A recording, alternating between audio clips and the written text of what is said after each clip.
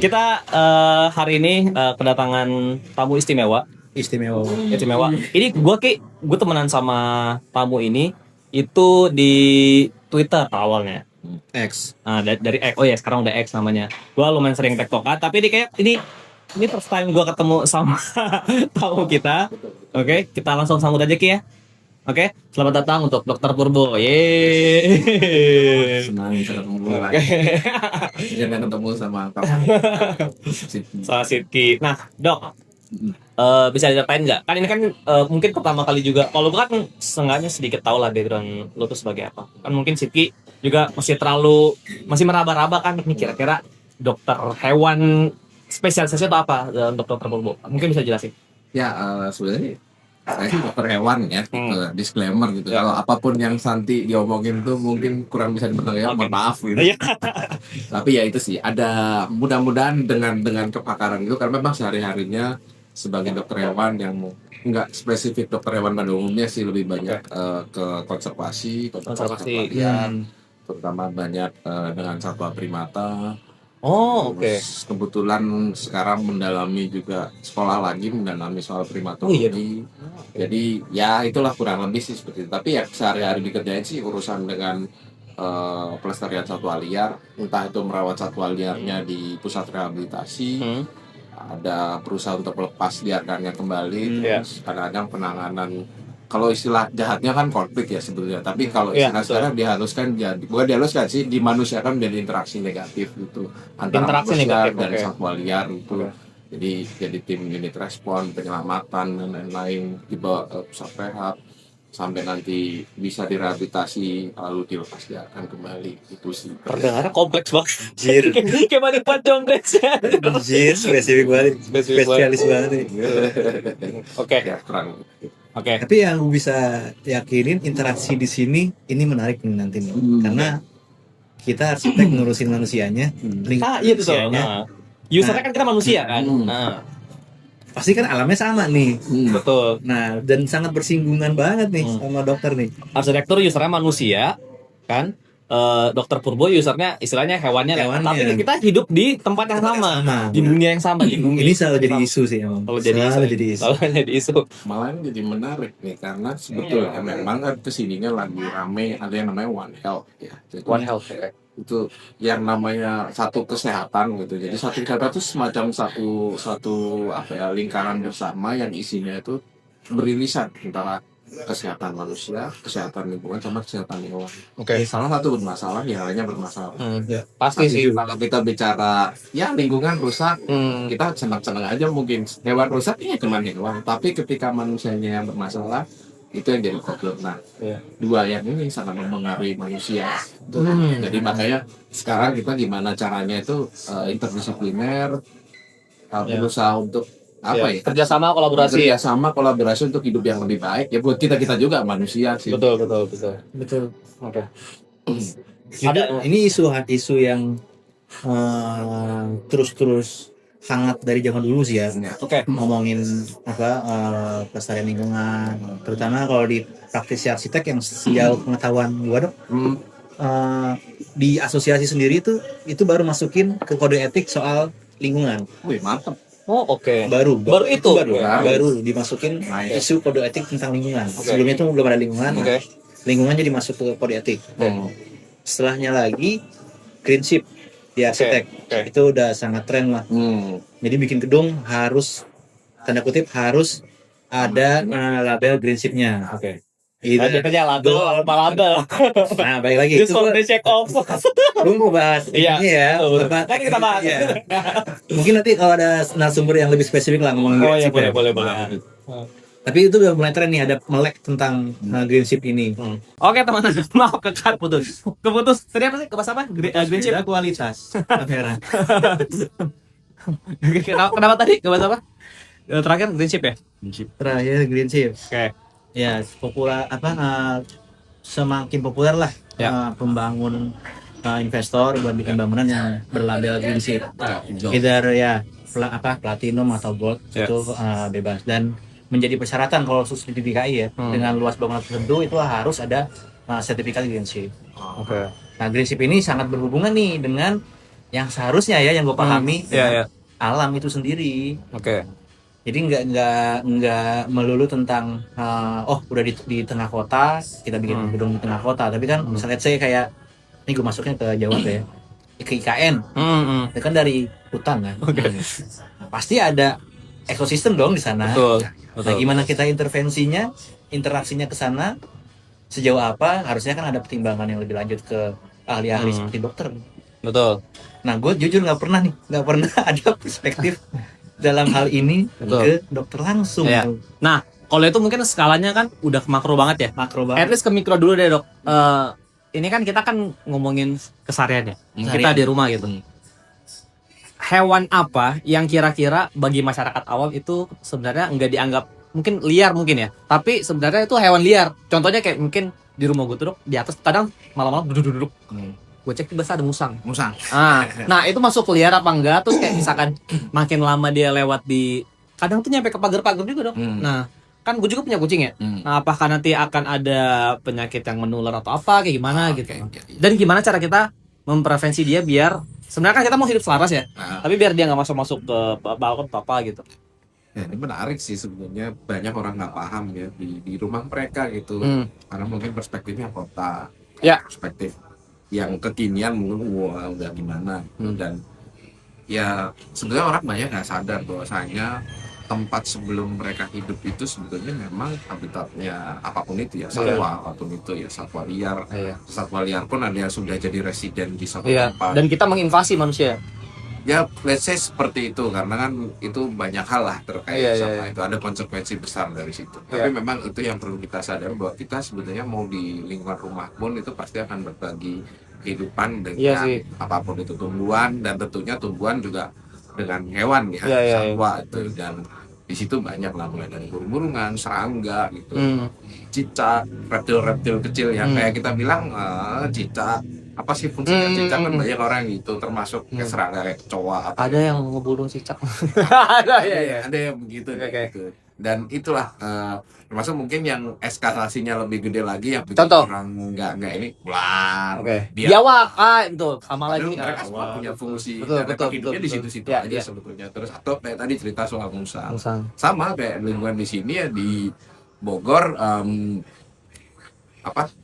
itu cukup diverse ternyata untuk di lingkungan kota melihat keanekaragaman satwa di sekitarnya, entah dari segi serangga, burung-burungan, bahkan reptil. Sendiri nggak nyadar itu ketika hidup di satu perumahan yang bepet banget di Pajajaran kota, itu Pajajaran itu tuh ternyata masih bisa nemu jenis-jenis burung-burung yang tertentu, terus reptil-reptil, bahkan kayak ular segala macam. Ini yang kita nggak paham gitu, dan ya itu tadi konsekuensi dari pembangunan di area yang sebetulnya memang rumahnya mereka duluan, kampungnya mereka. Nah, kayak kasus kayak tadi kan musang segala macam, sebetulnya kan itu liar kan, Dok, maksudnya? Liar kan? Liar gitu.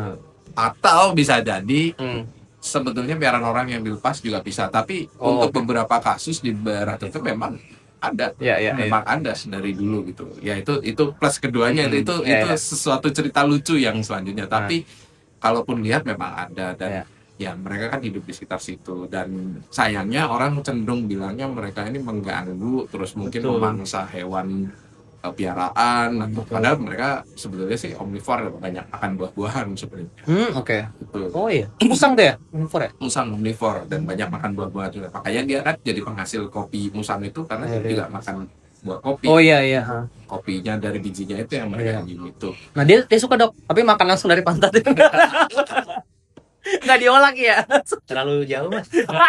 Terlalu cepet lu. Langsung tuh. Udah lebih banget ya.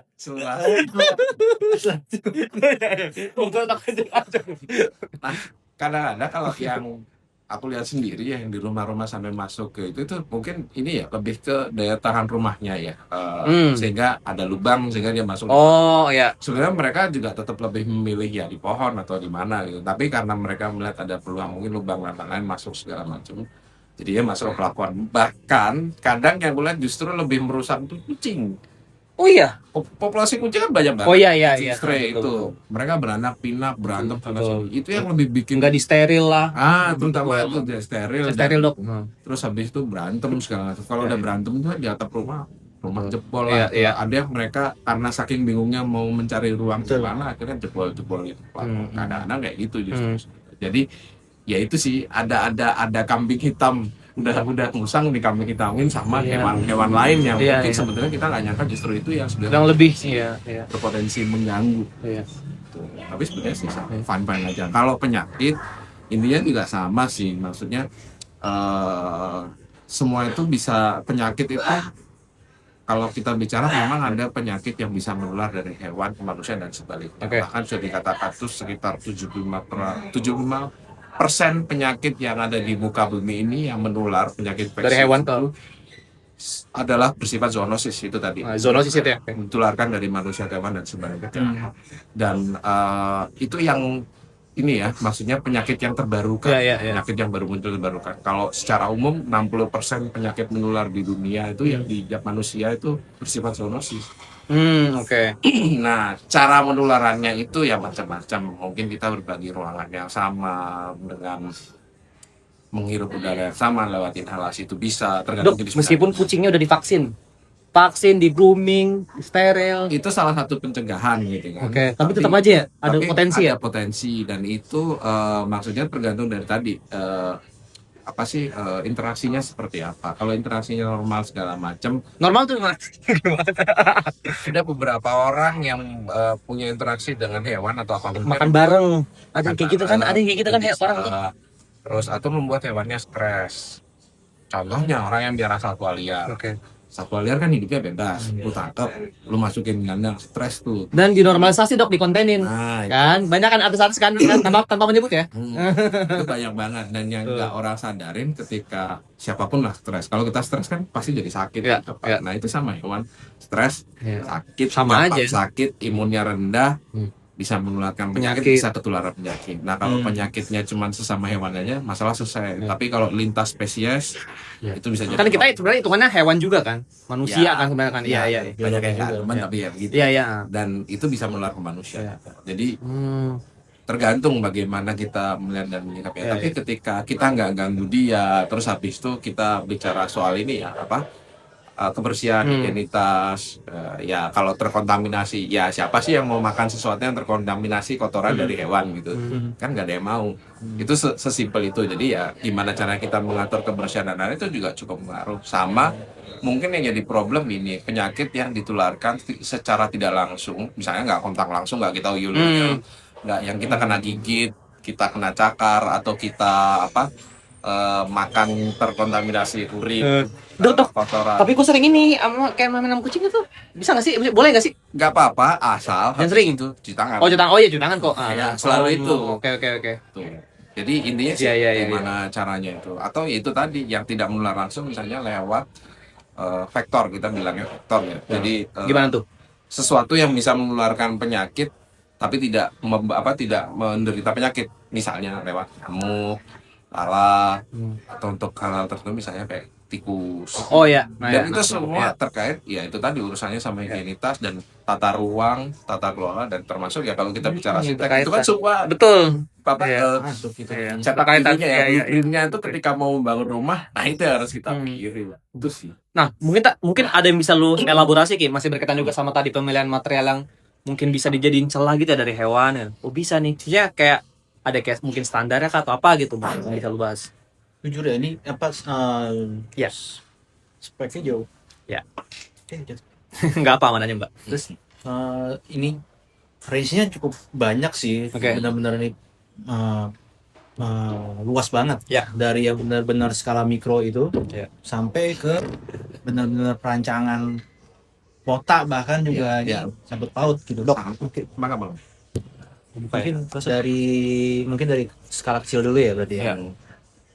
Dari skala kecil sih jujur dari sejauh pengalaman gue sih nggak ada yang spesifik menjelaskan untuk binatang tertentu sih ya. Ya kita pernah bahas deh di podcast kita 3 aja sih, soal ngomongin alam liar sama bangunan. Jadi sejauh apa sih kita merancang bangunan tuh memperhatikan alam liar ini gitu. Bisa ekstrim. Oh, di sana ada let's say ada Jawa. Nah, kita harus apa nih sebagai arsitek? Iya. Apa kita tetap lakuin ini project atau ya melakukannya seperti apa gitu bagusnya gitu. Nggak pernah sih setahu gua ada kajian yang Dari IAI pun nggak ada. Misalnya kayak terapan standar gitu. setahu gue sih belum ya. Setahu Kayaknya gue nggak ada sendiri. Lu kayaknya nggak ada. Gua ya. Gue belum ya pengalaman masih belum lama lah. Tapi sejauh pengalaman gue untuk proyek-proyek komersil kita kayaknya nggak begitu. Konteksnya komersil ya. Nggak begitu. Iya. Beda kalau Century atau misalnya kayak Kebun Binatang mungkin itu beda kali spesifik ya. kan. Iya, iya. Nah, tadi yang ngomongin apa konservasi atau bangunan Ya. rehabilitasi itu beda. Oke. Tapi kalau spesifik ke bangunan baru, nah sejauh apa pertimbangannya jujur gue belum tahu. Iya, iya. Makanya ini gue tertarik banget nih Iya. ngebahas ini. Seharusnya itu seperti apa sih dalam pandangan dokter hewan kalau misalkan kita mau intervensi gitu, kita mau interaksi dengan mereka dari mulai tadi satwa yang let's say domestik lah ya, Ya. kayak Iya. misalkan Kucing, Kucing, iya. atau yang Anjing, iya. kita lihat juga biawak ular yang sering ada di rumah, Ya. sampai ke ekstrim nanti Jawa lah misalkan itu kita bikin villa di Gunung Pangkal gitu iya, misalkan iya. seharusnya gimana nih kondisinya nih harusnya. Itu menarik sih karena memang kalau aku dari perspektif dokter hewan ya kan melihatnya kita satu masalah tadi ya penyakit karena kan kami didesain untuk ada profesi kami untuk mesejahterakan umat manusia melalui hewan gitu kan. Nice. Salah satunya melalui pencegahan penyakit Iya, iya. karena penyakit zoonosis itu tadi 75% bro gitu penyakit. Dan kalau kita lihat di sepanjang sejarah umat manusia itu kan mortalitasnya tinggi, salah satunya penyebaran penyakit. Dan kalau dilihat penyakit yang itu kayak wabah penyakit itu hampir semuanya zoonosis, pes atau yang terakhir Nah, COVID. COVID iya. Itu kan juga zoonosis itu. Betul. Nah itu kita melihatnya dari segi bagaimana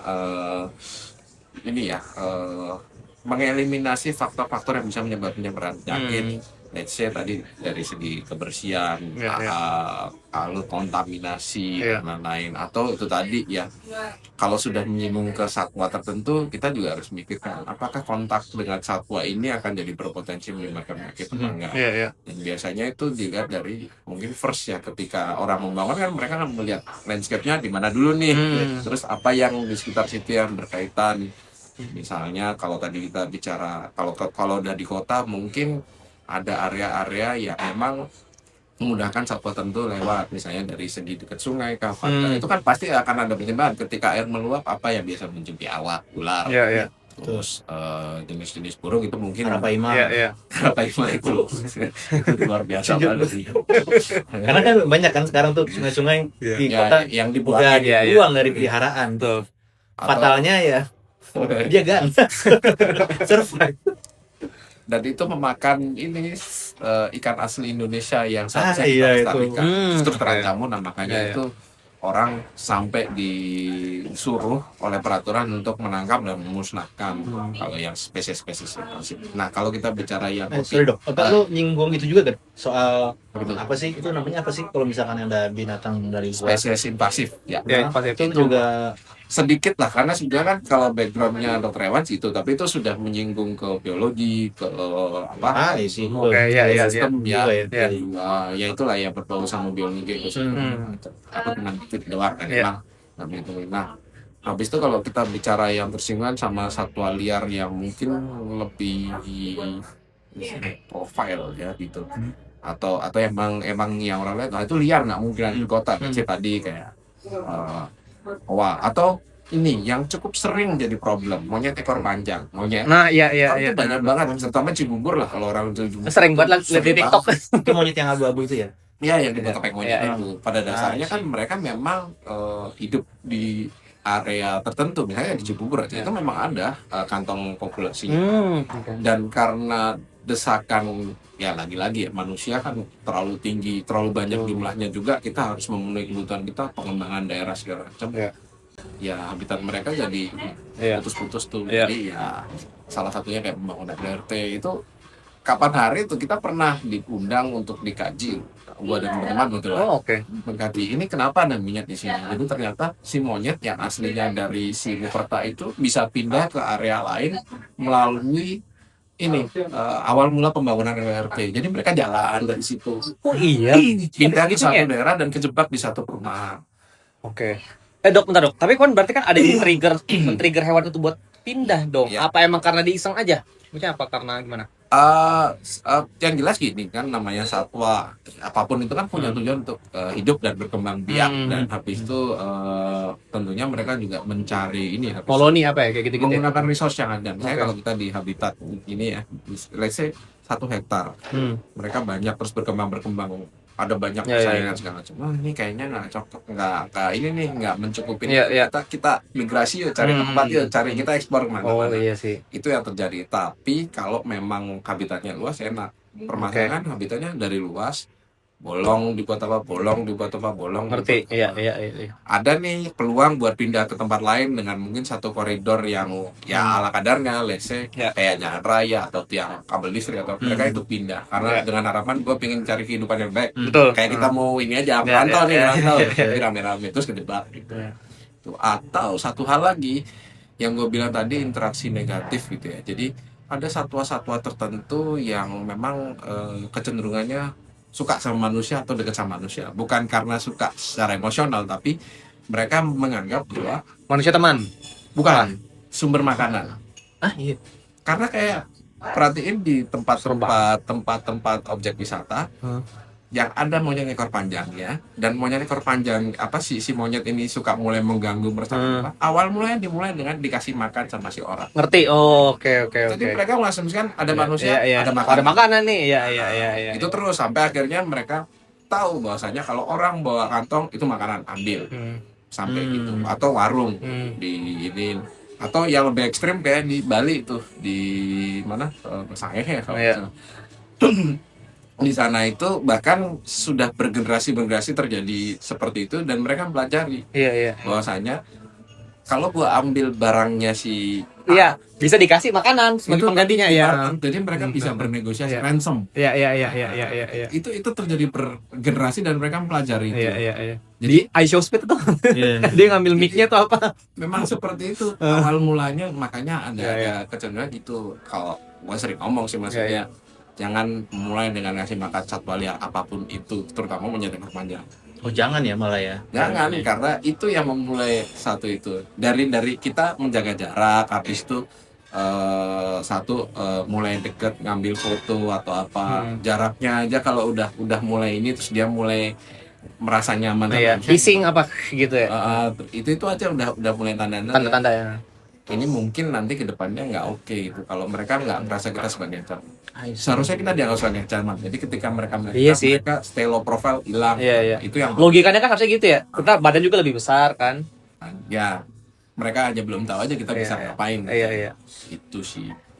Oh alas. Jadi memang harus perhatiin lah itunya, bagaimana kita kalau mau membangun sesuatu, melihat bagaimana situasi di sana, terus mungkin habis itu yang dipikirkan resource-nya ya. Misalnya kan kalau orang membangun rumah di suatu tempat, pikir belum sumber airnya apanya, ngambil dari mana. Betul.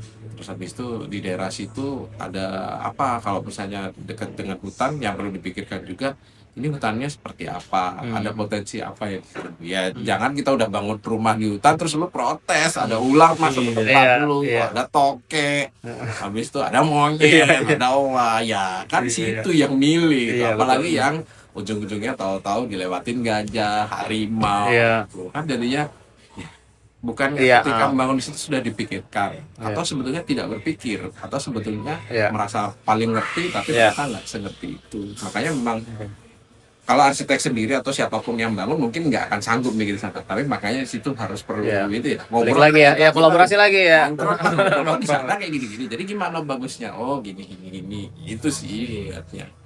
Karena akan jadi menarik kalau ya gue nggak tahu ya, mungkin ada arsitek yang punya pengalaman mungkin bikin settlement gitu di daerah mana yang ternyata di sana ada satwa endemik tertentu gitu. Iya. Pencegahan seperti apa? Nah, jujur di kuliah nggak pernah dibahas. Nggak pernah. Nggak ada.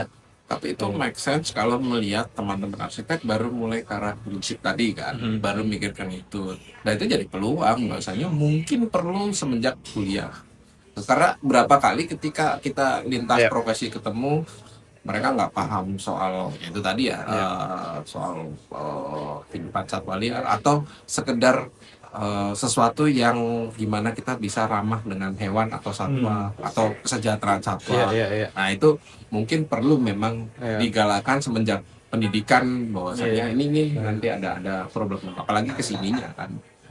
Karena kita berangkat dari itu dulu ya secara pendidikan memandang satwa liar nih itu sebagai ancaman.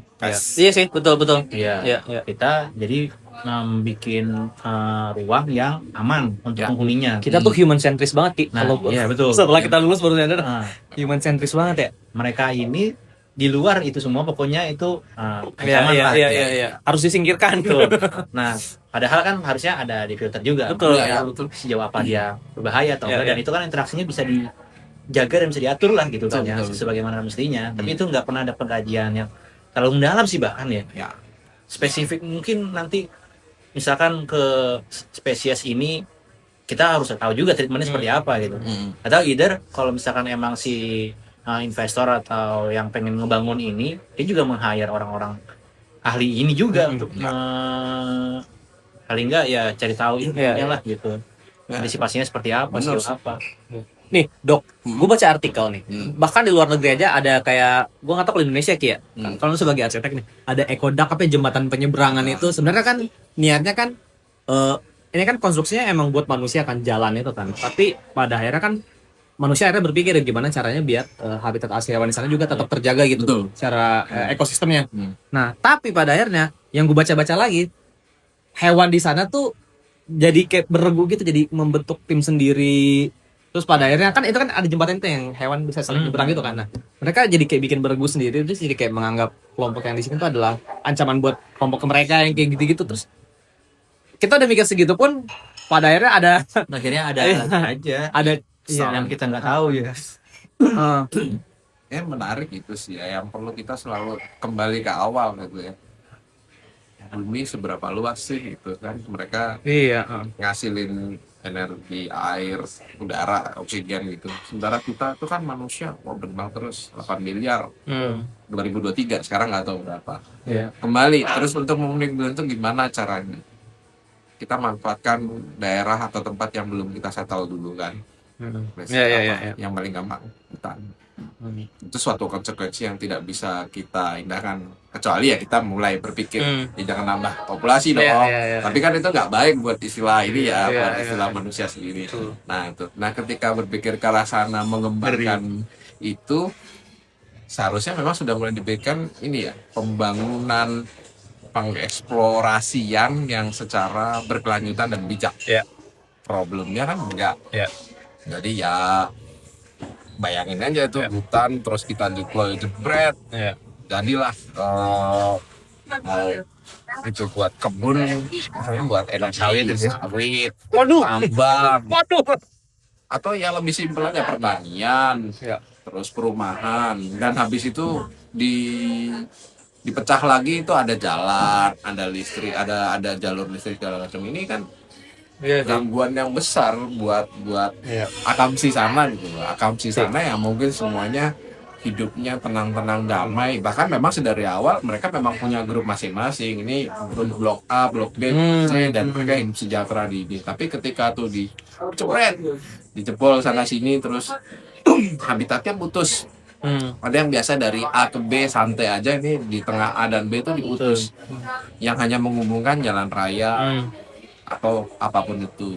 Yang akan terjadi most of time ya tabrakan kan, roadkill. Jadi banyak tuh cerita satwa ketabrak. Itu sedih banget yang kayak biasa ada di Afrika, gajah ketabrak, aduh sedih banget. Di Indonesia banyak. Indonesia juga ada kayak gitu banyak. Roadkill itu kan tidak hanya gajah atau kita hanya melihatnya itu satwa yang betul ya. Yang low profile banyak banget yang kita nggak tahu. Termasuk misalnya ini dengan listrik aja. Bener nggak ada yang ketabrak? Karena kalau ketabrak tuh mereka memilih untuk turun ke jalan ya. Tapi ada yang milih, tuh ada kabel listrik. Mereka nyebrang setrum. Burung, kukang ya. Tupai di daerah Kukang lagi ya. Lampung tebal-tebal lagi ya, tebal dan tidak terinsulasi. Itu jadi problem tersendiri. Di daerah Lampung sendiri itu di satu kecamatan aja tingkat kejadian kukangnya kesetrum itu tinggi banget, bisa ratusan, setahun bisa hampir. Wow. Udah banyak ratusan. Itu ada reportnya sendiri itu. Jadi Bentar, dok. Bentar, pertanyaan bodoh mungkin. Kurang dilindungi nggak sih? Dilindungi, oke. problemnya mereka nggak bangunan dan dilindungi, tapi setiap tahun tanpa kita buru, mereka bisa berkurang populasi dan ketabrak. Aduh. Karena mereka milih jalan bawah atau kalau milih yang di atas kesetrum. Berapa sekarang kira-kira Secara populasi. Kalau kita bicara kukang karena mereka nokturnal kita nggak dapat angkanya, tapi jumlah yang diperdagangkan itu ada datanya. ada sama yang mati kesetrum dan lain-lain itu mungkin bisa lebih tinggi daripada kalau kita mau nyari mereka di alam. Wow. Bentar, kukang tuh yang gimana? Kukang yang mirip-mirip ini kan? Kayak busa, mirip-mirip kayak gede-gedenya gitu. Kukang Tampang-tampangnya. anak kucing. Terus dia hewan nocturnal. Monyong-monyongnya tahu. Monyong-monyong nggak terlalu sih. Mereka sudah primata, tapi primata yang rada primitif lah gitu. Mereka hidupnya di malam hari. Terus yang lama bukan? Slot, yes. Beda sama sloth. Kalau sloth itu satwa yang di Amerika Latin emang literally lambat. Kalau ini sebenarnya dikatakan slow itu katanya slow, tapi sebenarnya kencang juga. Kencang juga sebenarnya dia. Juga gitu. Nah ini sih itu satu hal gitu. Iya. Terus makanya di balik pembangunan yang harusnya berkelanjutan ini harus dipikirkan juga itu. Misalnya tadi penyeberangan, bikin konektivitas, koridor, penyeberangan yang misalnya kan ada yang literally bikin jembatan, tol, atau ada yang underpass gitu ya. Di Indonesia belum ada.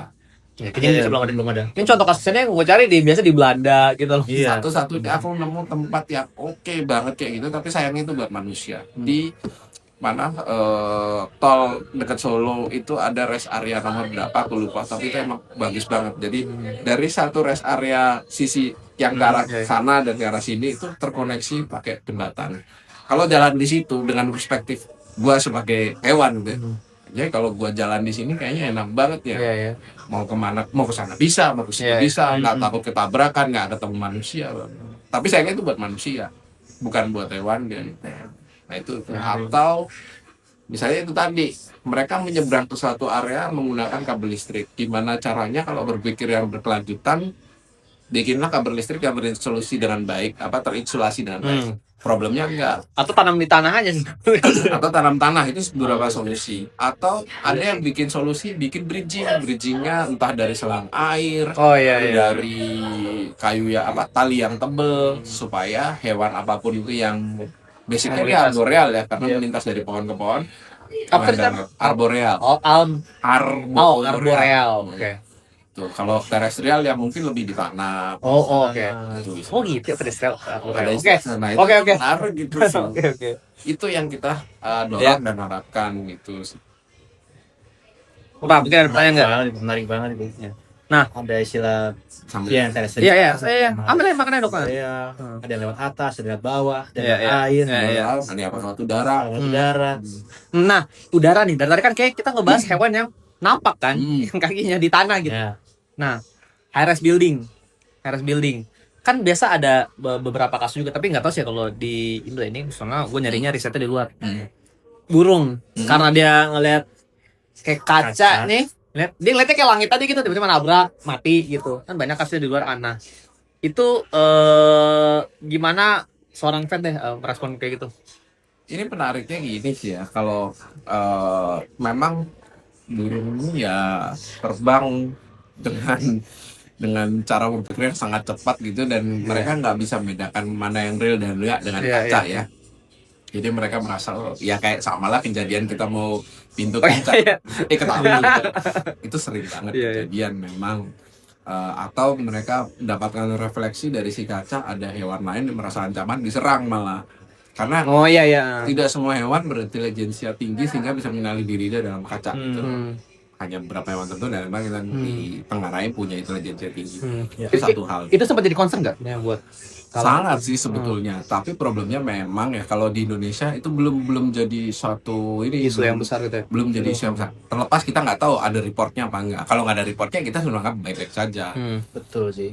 Tapi kalau kita misalnya dulu aja ya, waktu kerja beberapa dulu awal masih kerja di hutan nih, kita bikin pondokan campnya ada jendela.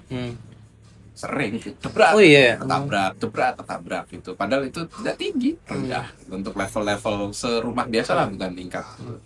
Nah, itu hal yang memang jadi isu tersendiri. Nah, kalau bicara yang high building, apakah itu jadi pengaruh apa enggak?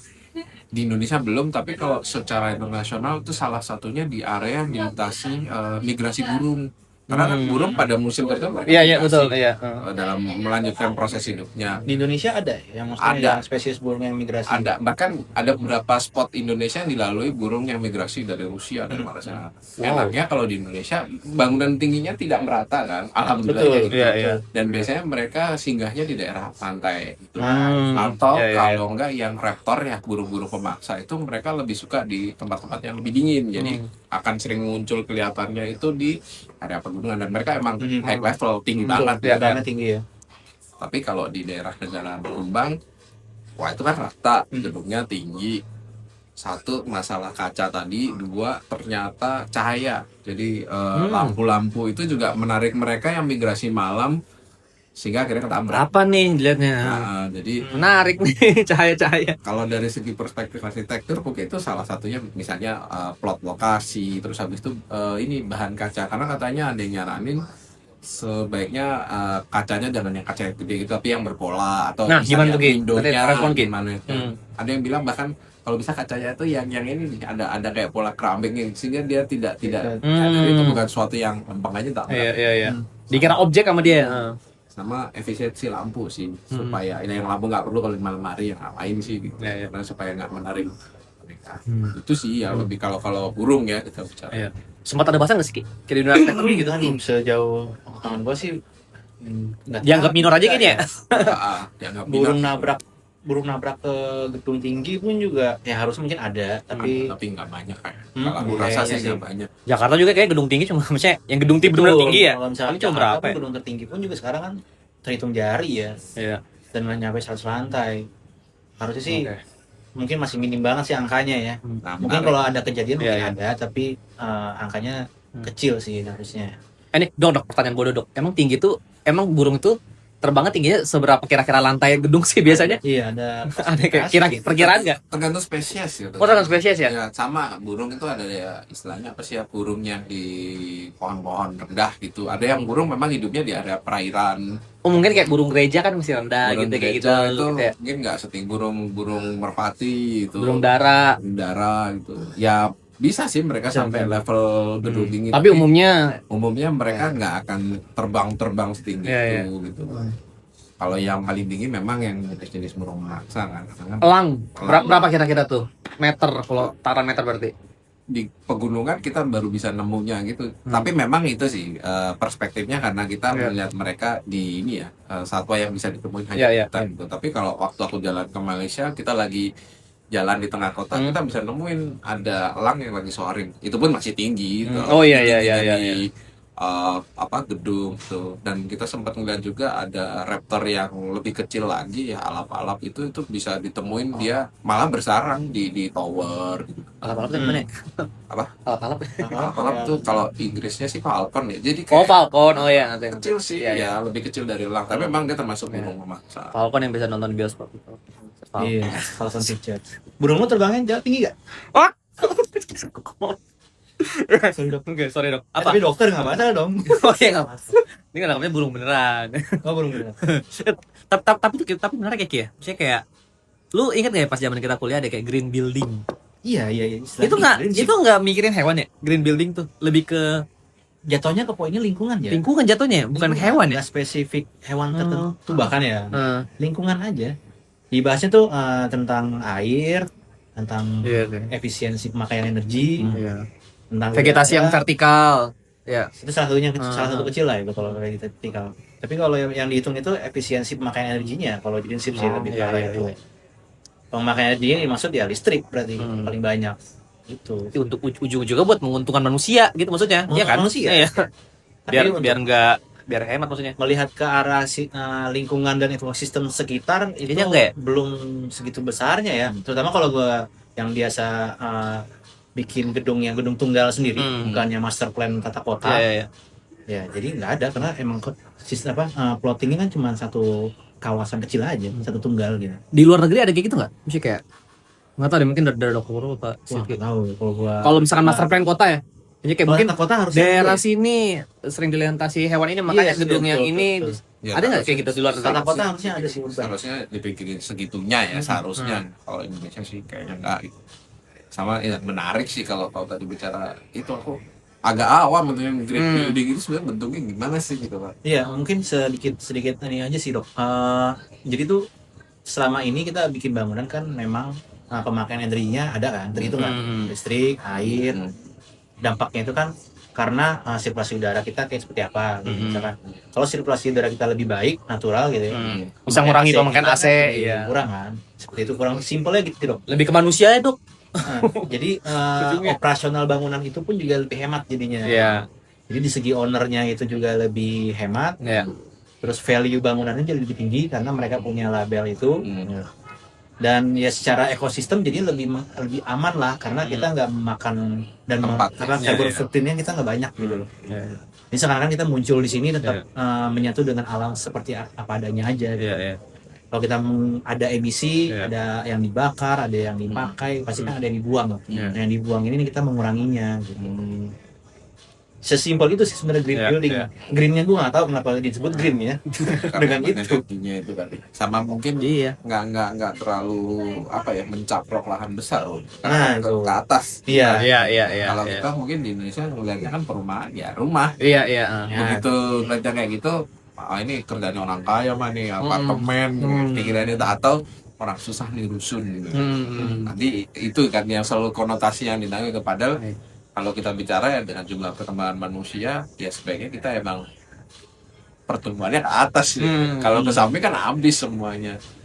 Termasuk aku nggak tahu kalau di luar negeri dengan konsep green building itu bukankah seharusnya walaupun ada gedung tapi tetap ada ruang terbuka hijaunya juga, karena harusnya ada RTA juga kan. Karena kalau ngeliat kayak di mana ya, di Singapura aja setiap apartemen nih, blok-blok apartemen itu pasti di situ ada taman, ada lapangan. Nah, sepanjang jalannya ya gitu. Tapi kalau yang udah berkaitan sama si gedungnya yang buat manusianya ya udah kayak gitu. Tapi biasanya di Singapura kayak gitu tamannya ini juga yuk. Maksudnya kayak mereka mengkajinya untuk diperuntukkan buat hewan-hewan sekitar juga.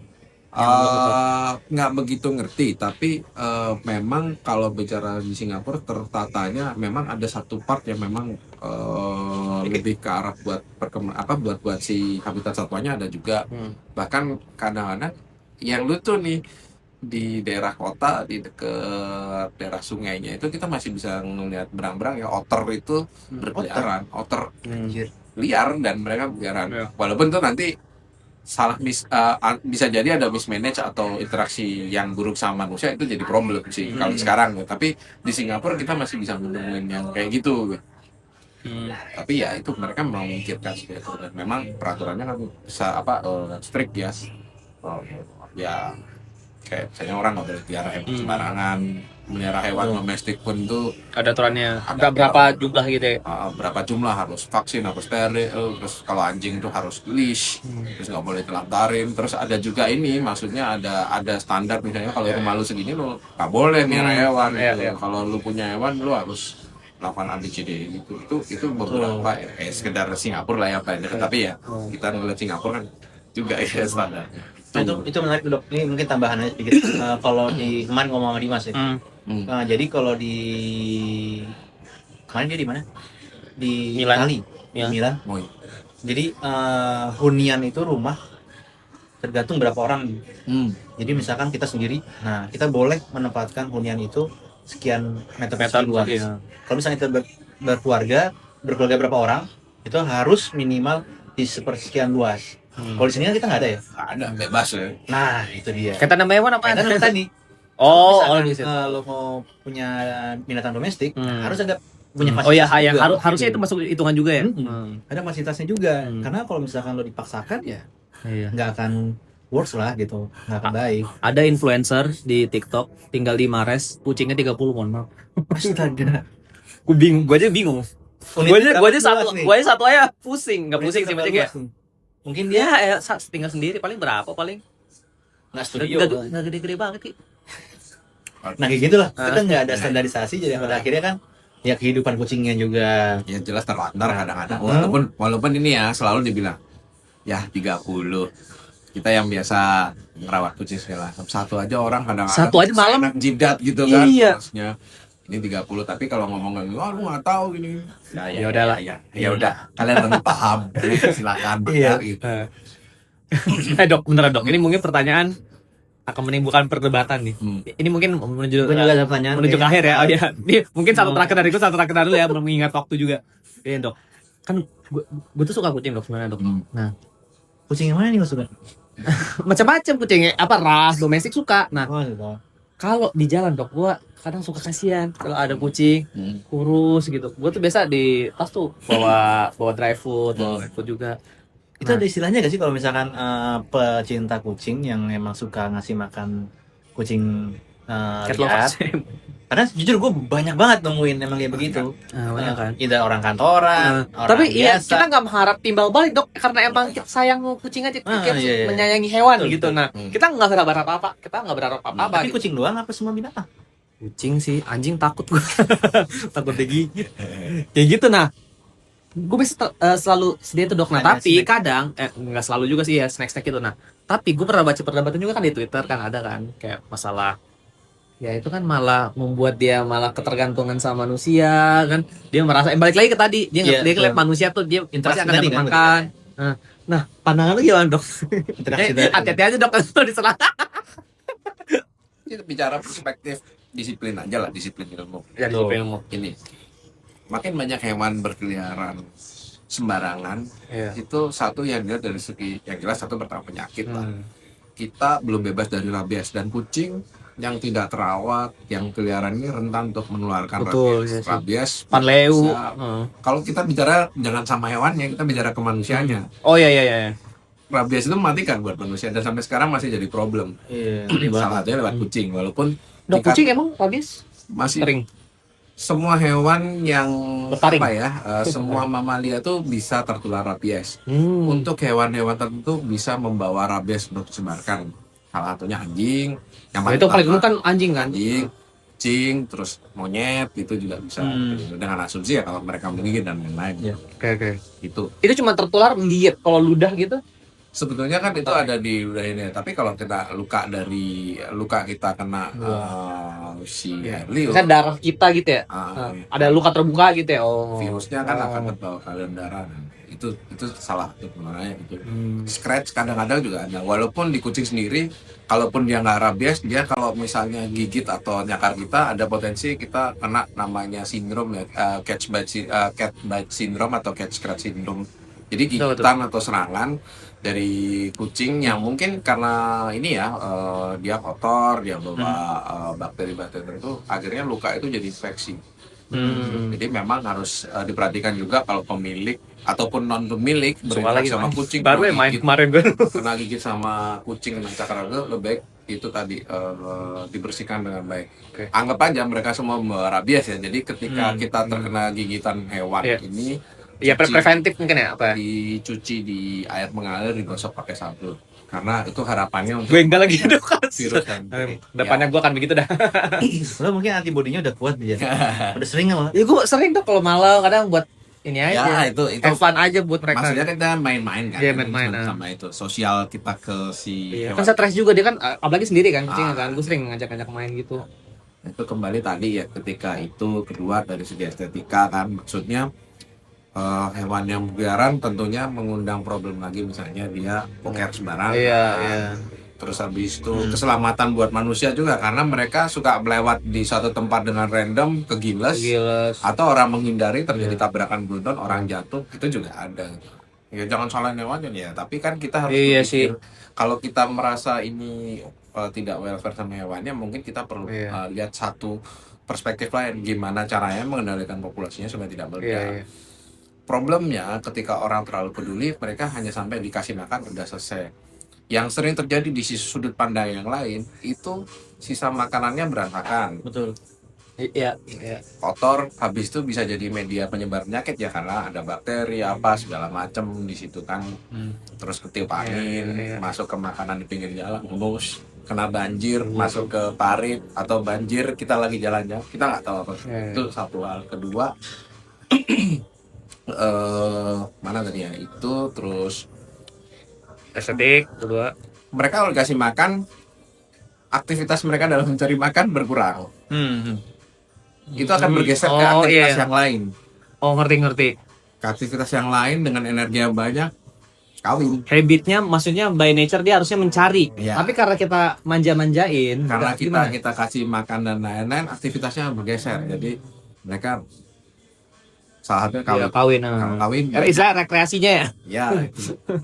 Kawin bertambah terus itu. Nah, memang kalau aku sih selalu bilangnya, ketika kita memberi makan sebaiknya sambil dikombinasikan dengan steril. Jadi TNR, trap nurture. Iya. Kan ada kegerakannya kan tuh biasa. Itu lebih terukur. Iya. Oke, kita kasihan, tapi kita juga mikirin gimana caranya supaya populasinya mereka enggak. Iya. Karena kalau gue sih, menurut gue sih kasihan ngeliatin banyak anak kucing, kasihan berat kegilas. Iya, itu aduh banyak banget sih emang.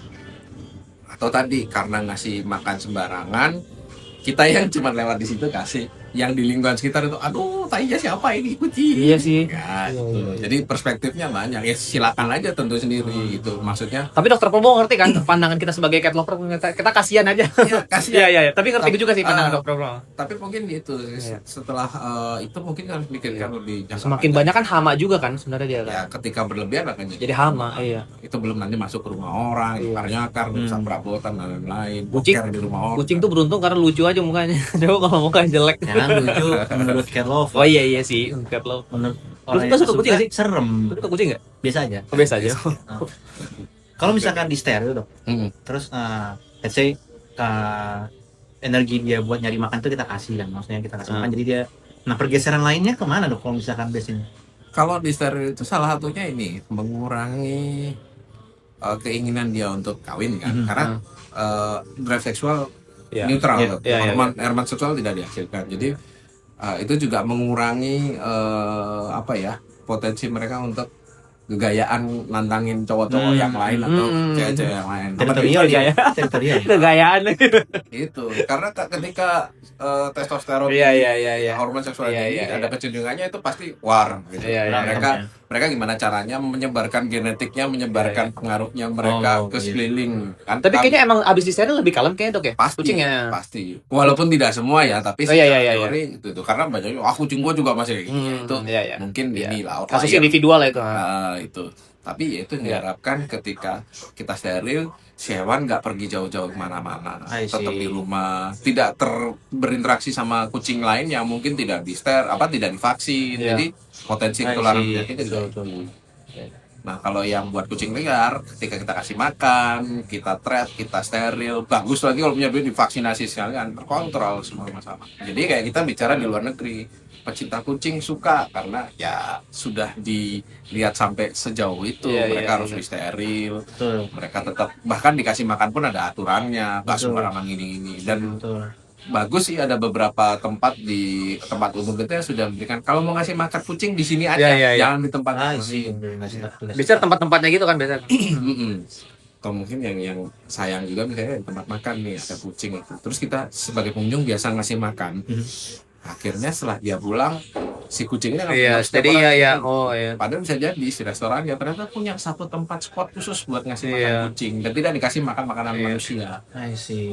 Jadi itu banyak hal sih memang. Iya sih, harus sama-sama saling paham. Iya, lu sebagai cat lover udah sejauh mana memahami kucing berarti kan, juga itu jadi pertanyaan tuh. Jadi tapi semua dok juga steril, vaksin tahunan, dimandiin juga. Itu bare minimum. Tapi cuma satu sih ya.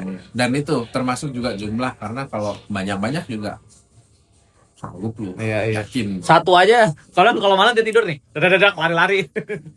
Udah kayak bocah.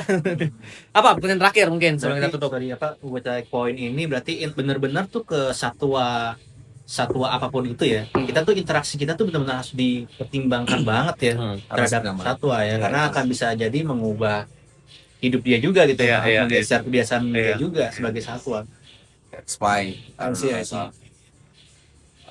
interdisipliner itu selalu dibutuhkan buat kasus-kasus ini. Karena ya kan arsitek nggak mungkin mengerti semuanya dan Betul, nah ini yang mau tanya nih. setiap disiplin juga harus terbuka untuk masukan apa yang harus kita Ini lakukan. perlunya nongkrong kayak gini nih, saling belajar. Ngobrol terus kalau kayak gini gimana? Oh bisa gini bisa raja A B C. Iya. Jangan sok tahu aja sih itu yang Iya. problemnya kan ngerasa gua paling tahu di sini. Iya. Atau jebret. Iya. Nah itu yang gue dok, gue takut nih jadi mengeneralisir atau simplifikasi ya. Ya. Dalam gimana ya, kalau kita kan nggak akan pernah bisa menahan, kita akan membuat settlement baru terus-terusan ya. Ya. Namanya manusia terus bertambah ya.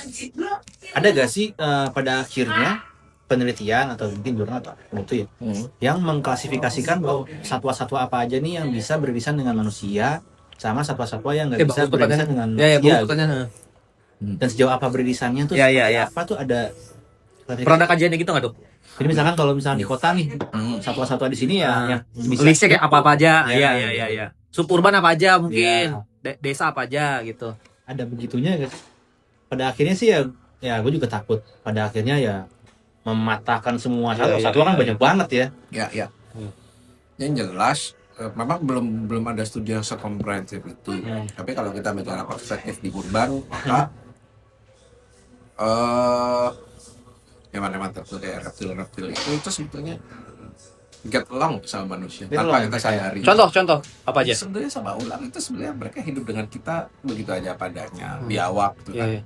Ini nggak ada fungsinya. Kata siapa? Lu nggak ngerti biawak itu makanin tikus, ular-ular berbisa, dia yang kontrol populasinya.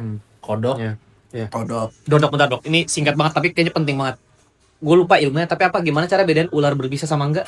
Itu agak berat. Bukan ada yang kayak bentuk kepala apa? Misalnya yang secara singkat aja yang sering kita lihat di. Nah yang kalau itu sebetulnya perspektifnya orang Eropa dibawa ke Indonesia, jadi nggak nyambung karena sih. Padahal di Indonesia beda lagi ya. Beda lagi, mereka bilang kan, orang Eropa bilang ular yang kepalanya segitiga itu pasti berbisa, yang kepalanya bulat itu enggak. Oh iya. Nah, perspektif di Eropa ular yang berbisa itu rata-rata ular viper, mayoritas viper dan kepalanya masih segitiga. Padahal di Indonesia banyak, ada kobra, ada ulang-uling. Dalam artian kobra itu bulat apa? Kepalanya bulat. Iya. Yang kepalanya segitiga ada tuh namanya ular apa sih? Ular, kalau istilahnya kita ular daun ya. Itu kepalanya segitiga tapi tidak berbisa. Ular daun itu hijau ya? Itu kan Simpel banget ya. Iya. Ular daun hijau. Yang di pohon itu kan biasa kan. Di pohon kurus iya. Ada ular yang hijau juga tapi ekornya merah. Nah, itu yang viper. Nah, itu sih. Ular Kita nggak tahu ya. Ular laut. Ular langit. Kita nggak tahu ya. Lanjut dok.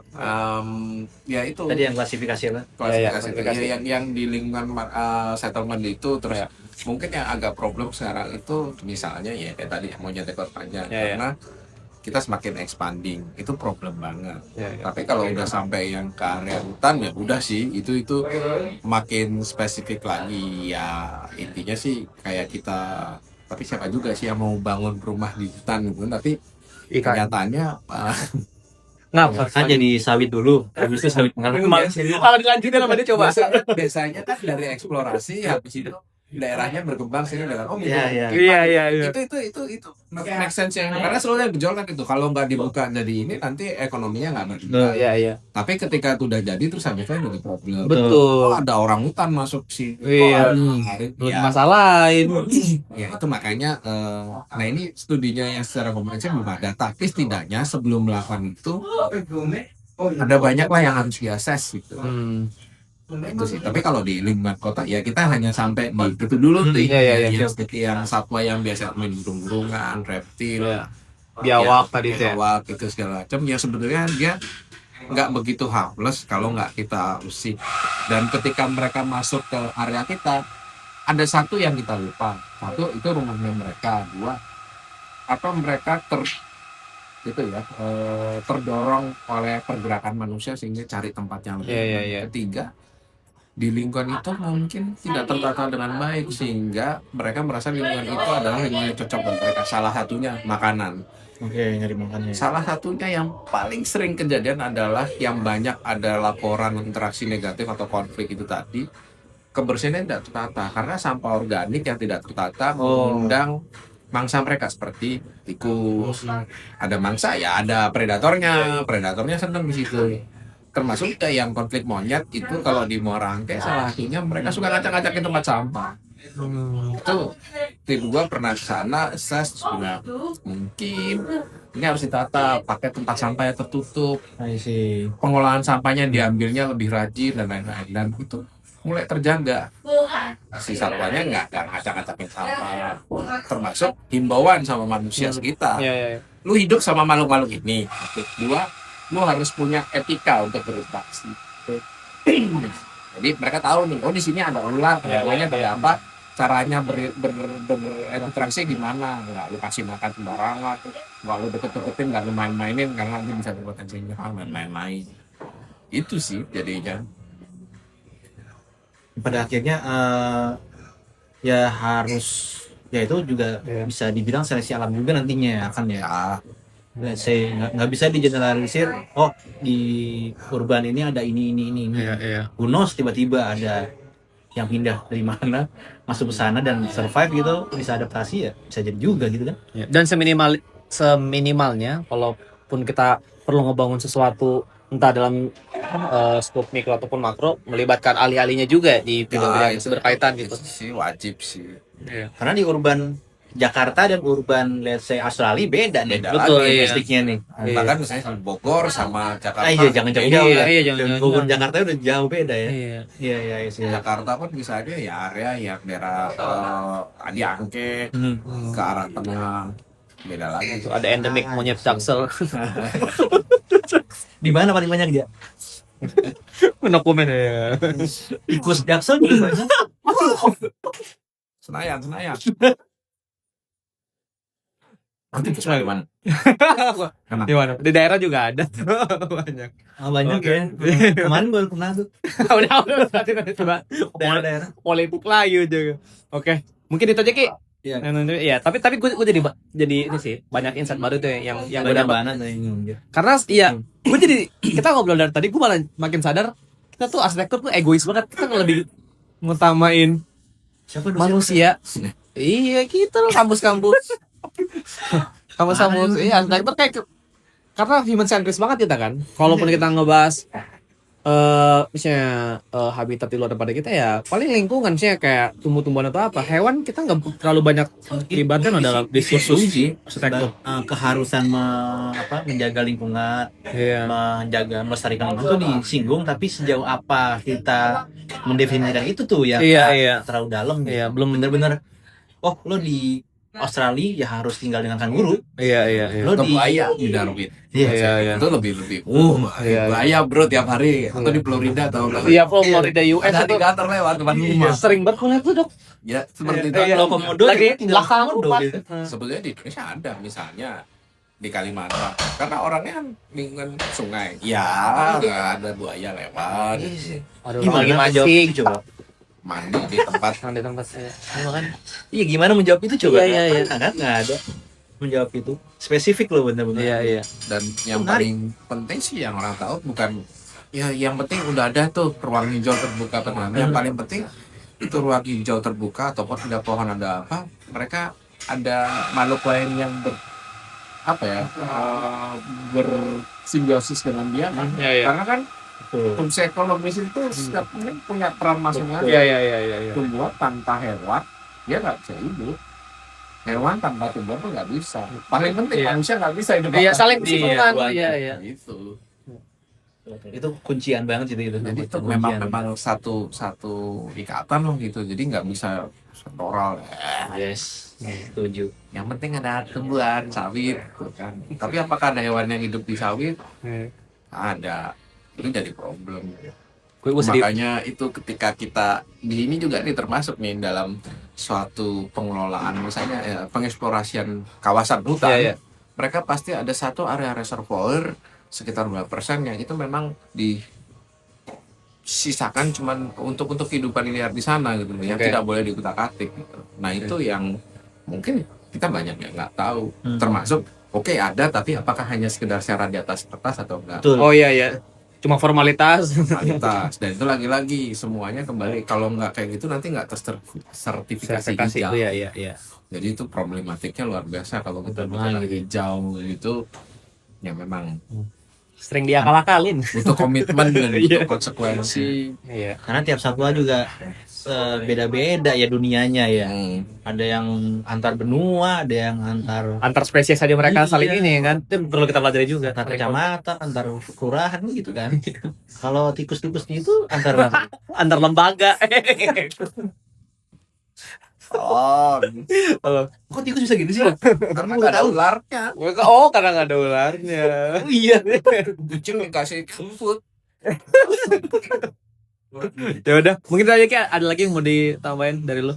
Ya intinya yang gue tangkap ini ya, interaksi terhadap satwa itu aduh harus sangat-sangat bijak Betul, ya iya. interaksinya. Jangan semena-mena, jangan gampangin lah ya. Iya. Jangan hanya karena dianggap mereka hewan gitu. Betul. Justru Kelasnya bisa di bawah mengubah- kita. mengubah banyak hal ya. Iya. Ini insight baru nih buat kita. Iya. Oke, mungkin itu aja episode kita kali ini. Terima kasih banyak Thank you, Dr. Dok. Purbo untuk Thank you, Dok. waktunya. Ya, nanti semoga kedepannya kita bisa kolaborasi ya, kerjasama mungkin di bidang arsitektur dan juga wildlife. Berarti apa dok? Wildlife dunia lu berarti Conservation ya. wildlife conservation ya. Ya. Oke. Mungkin itu aja teman-teman. Sampai jumpa di episode podcast berulang selanjutnya. Bye.